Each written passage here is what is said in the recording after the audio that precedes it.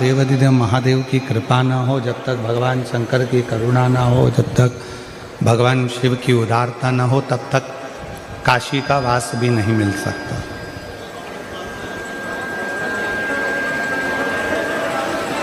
काशी का निवास नहीं मिल सकता। और ये आगे के चल रहा है।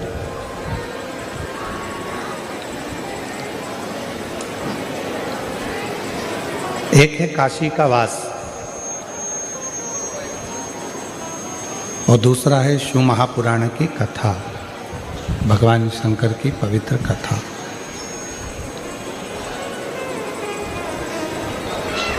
गाड़ी मिल जाएगी, बंगला मिल जाएगा, धन मिल जाएगा, दौलत मिल जाएगी, संपदा मिल जाएगी, सत्ता मिल जाएगी, वैभव मिल जाएगा, पर काशी का निवास और शिव महापुराण की कथा, ये दोनों जब तक भगवान शिव खुद आप पर कृपा ना करें तब तक ये दोनों चीज़ें मिल ही नहीं सकती, मिल ही नहीं।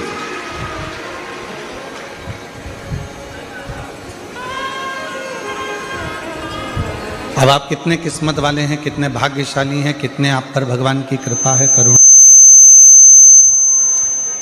ये शिव की कृपा से, भगवान शंकर की करुणा से, उनकी उदारता से ही प्राप्त हुआ है। ये शिव कृपा ना करे तो जब तक कोई, भगवान शंकर अगर करुणा ना करें, कृपा ना करें, तो कोई शिव कथा तक और काशी तक नहीं पहुंच सकता।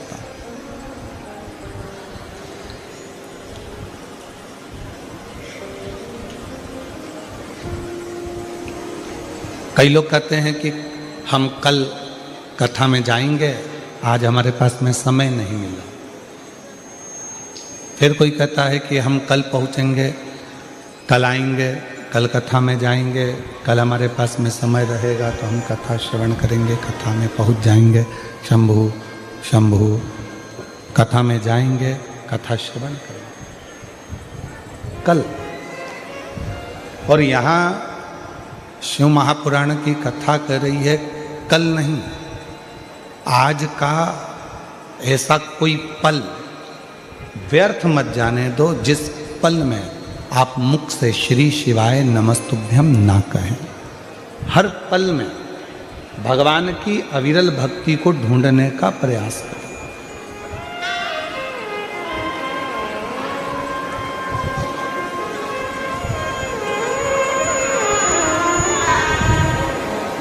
प्रत्येक पल में भगवान को खोजने का प्रयास करो, प्रत्येक पल में भगवान को पाने का प्रयास करो, प्रत्येक पल में शिव को प्राप्त करने का प्रयास करो। प्रत्येक पल में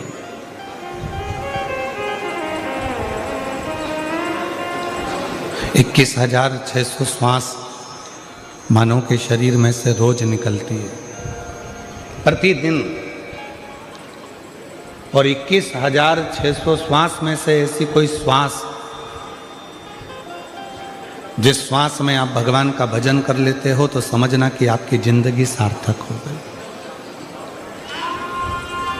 वो 21,600 श्वास में से कोई भी एक श्वास परमात्मा की भक्ति के लिए निकलती है। जैसे 24 घंटे आप बोलते हो, कुछ ना कुछ अपनी भाषा में बात करते हो, परिवार में रहकर कुछ चर्चा करते हो, पर शिवपुराण की कथा कहती है कि 24 घंटे में से कोई एक पल, 24 घंटे में से कोई एक पल हमारी वाणी का, हमारी जिह्वा का ऐसा होता है जिस पल में, जिस वाणी में सरस्वती हमारी जिह्वा पर विराजमान होती है।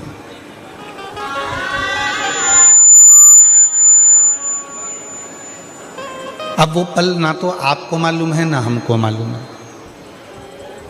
उस पल का स्मरण ना आपको है ना हमको है कि वो कौन सा पल है जिस पल में सरस्वती मैया हमारी जिह्वा पर आकर बैठती है और जिह्वा पर बैठकर हम जो बोलते हैं वो पूर्ण होता है। ना हमको मालूम ना आपको मालूम। तो फिर शिवपुराण कहती है कि जब आपको ये नहीं मालूम कि सरस्वती किस समय पर आपकी जिह्वा पर आकर बैठेगी, कब वो बोलेगी, आपकी जिह्वा पर कब सरस्वती माता आकर बैठ जाएगी और उसकी वाणी सिद्ध हो जाएगी, तो शिवपुराण की कथा कहती है कि दिन भर में परमात्मा का नाम तो लो मना नहीं है, पर सबके लिए अच्छा बोलने का प्रयास करो। हो सकता है आपके बोलने से किसी का घर अच्छा हो जाए, किसी का परिवार अच्छा हो।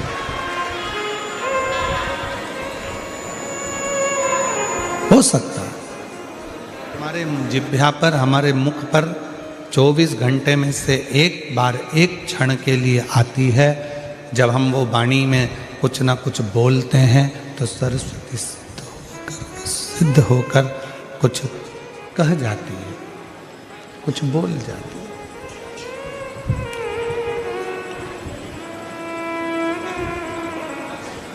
अब कब वो सरस्वती आएगी, कब वो वाणी निकलेगी, कब वो सरस्वती प्रकट होगी, कब वो वाणी निकलेगी, कब सिद्ध होगी। तो शिवपुराण की कथा कहती है कि हर पल, हर घड़ी, हर क्षण आप सबके लिए अच्छा बोलिए। सर्वे भवन्तु सुखी, सबके लिए।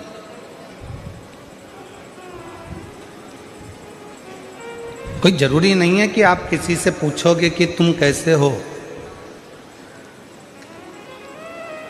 अपने वाले से पूछोगे कि तुम सब कैसे हो, दूसरे से भी तो पूछ सकते हो कि तुम सब कैसे हो।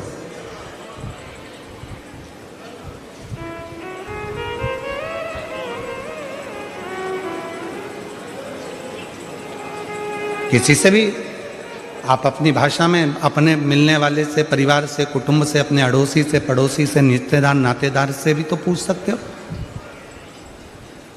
तो कि तुम कैसे हो।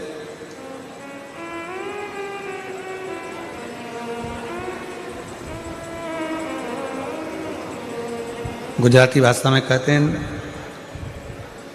तमे बद्धा केम छो।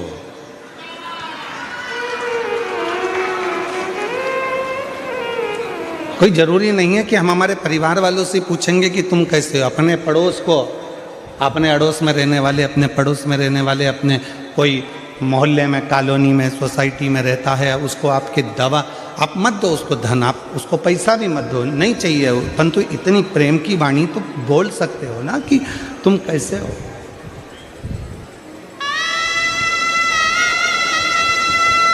कोई तकलीफ तो नहीं है। इतना तो कोई भी कह सकता है कि आप स्वस्थ रहें, खुश रहें, श्रेष्ठ रहें, आनंद में रहें। तुम्हें कोई तकलीफ तो नहीं, तुम्हें कोई कष्ट तो नहीं।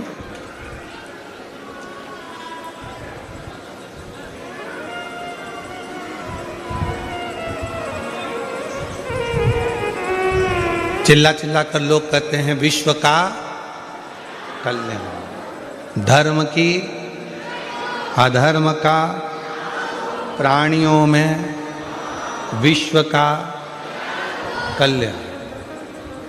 अब आप कह रहे हो कि विश्व का कल्याण हो, तुम तुम्हारे पड़ोसी का कल्याण नहीं कर पा रहे।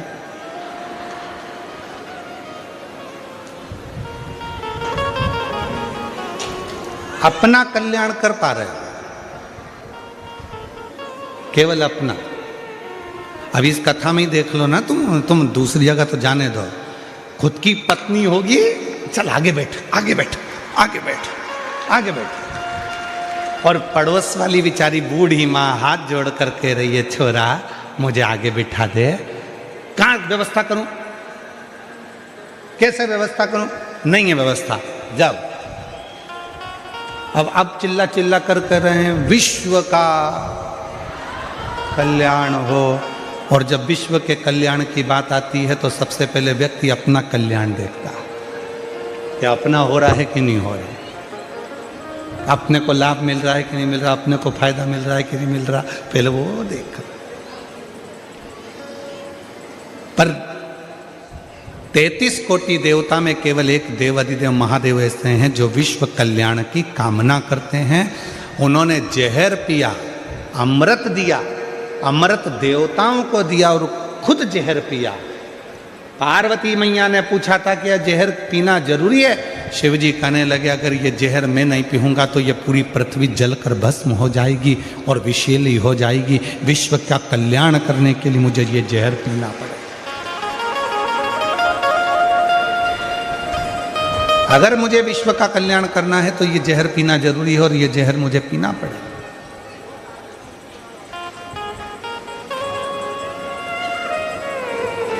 और इसको मुझे पीना है।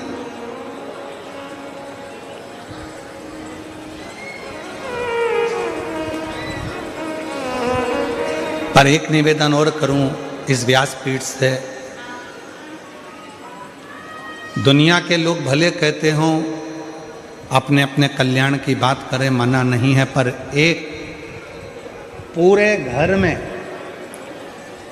पूरे परिवार में घर की जो स्त्री होती है, घर की जो नारी होती है, घर की जो माँ होती है, घर की जो बहू होती है, घर की जो बेटी होती है, घर में रहने वाली एक स्त्री केवल एक ऐसी होती है जो अपने पूरे परिवार के कल्याण की बात करती है और जो व्रत साधना उपास करती है वो पूरे परिवार के लिए करती है। एक स्त्री, एक नारी, एक महिला वो विश्व कल्याण की ही बात करेगी, वो संपूर्ण परिवार के कल्याण की बात करेगी।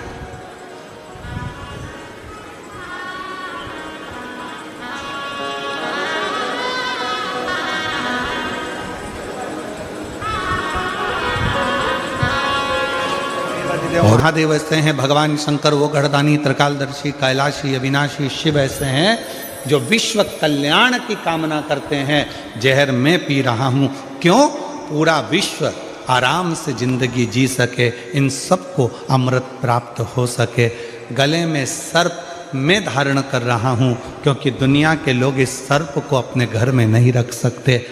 गंगा में धारण कर रहा हूं क्योंकि ये दुनिया के लोग इस गंगा को पहचान नहीं पाएंगे, इसलिए इसको अपने मस्तक पर रखना जरूरी है।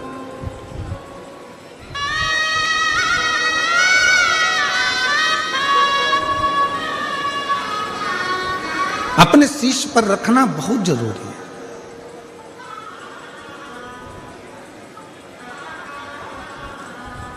और किसका उद्धार मेरे शंकर भगवान ने नहीं करा? जरा विचार करिएगा। एक बड़ी सुंदर कथा शिव पुराण में आती है गजासुर की। गजासुर की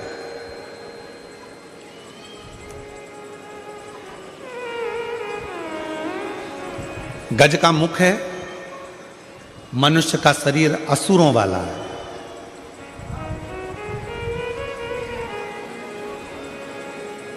और एक बार उसके मन में आ गया था कि शिव की आराधना के सिवा कोई सार तत्व दुनिया का नहीं है, तो उसने असुर होने के बाद भी भगवान शंकर की आराधना करी, शिव की साधना करी। शिव साधना में डूबा वो, भगवान शंकर की आराधना में डूबा वो गजासुर।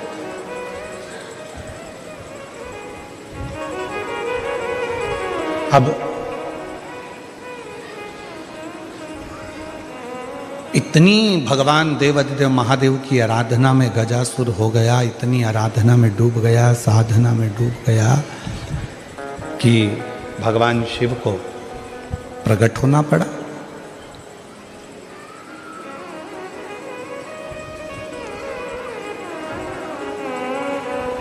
कितना सुंदर कहा है किसी ने, स्कंद पुराण में वर्णन मिलता है कि किसी भी देवता को अगर प्रसन्न करना है, भगवान नारायण को प्रसन्न करना है, ब्रह्मा जी को प्रसन्न करना है, इंद्र को प्रसन्न करना है, तो बहुत तप साधना व्रत करना पड़ेगा।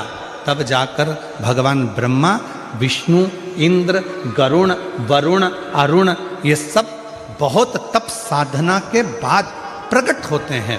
पर शंकर भगवान को यदि प्रसन्न करना है और उनको प्रकट करना है तो बहुत व्रत तप साधना की जरूरत नहीं पड़ती। केवल एक लोटा जल शिव के मंदिर में लेकर जाना प्रारंभ कर दो, शिव प्रकट हो जाते हैं और प्रसन्न हो। शिव प्रकट भी होते हैं प्रसन्न भी होते हैं। इसलिए सारी समस्या का हल एक लोटा बोल बम का नारा है। श्री शिवा